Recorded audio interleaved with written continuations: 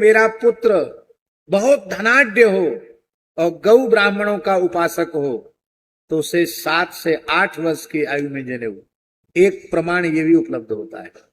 और दूसरा सर्वोत्तम पक्ष है, और दूसरा पक्ष है 8 वर्षम ब्राह्मणम उपनयित,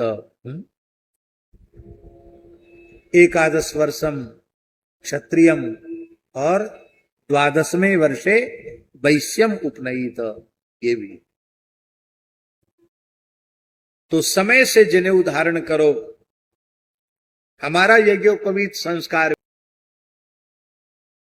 वो हमसे 5 साल बड़े, जनेऊ तो उनका होना निश्चित हुआ था।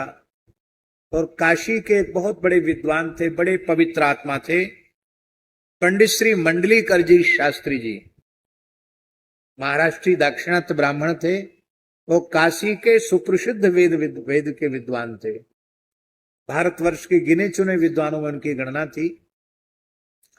काशी से बाहर नहीं जाते थे, लेकिन एक वचन की पूर्ति के लिए उनको आना पड़ा। वचन की पूर्ति ऐसे हुई कि शरीर के पिताजी वहां, उनका छोटा भाई पढ़ता था उनके पास, तो वहां जाते तो सेवा भाव होने से बहुत सेवा करते थे, हर प्रकार की सेवा, गुरु ग्रह की सेवा करनी चाहिए। तो एक दिन शास्त्री जी मंडलीकर जी बहुत प्रसन्न हो गए, बोले पांडे जी हम बहुत प्रसन्न हैं तुम्हारे ऊपर, कुछ मांग लो। तो उन्होंने कहा महाराज मेरे पुत्रों का यज्ञोपवीत संस्कार मेरे गांव आकर आप कराइए।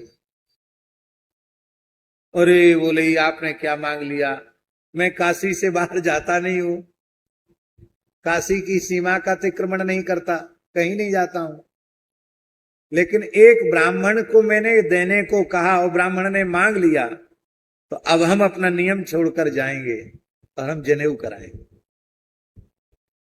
तो वो आए तो बड़े भाई के जनेऊ के लिए थे, लेकिन हम पहले ही मुंडन करा के आ गए और रोना शुरू किया, और कोई हमारे पक्ष में नहीं था।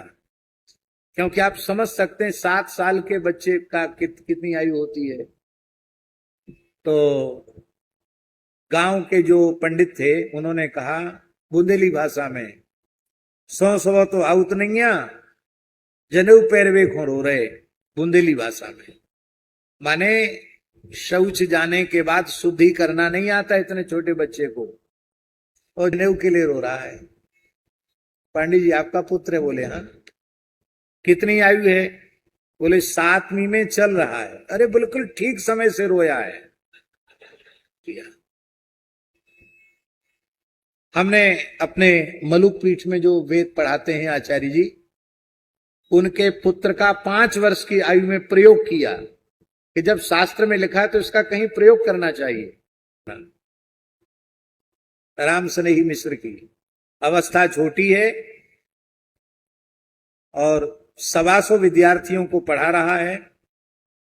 वेद, व्याकरण, न्याय, साहित्य जो चाहो सो पढ़ लो,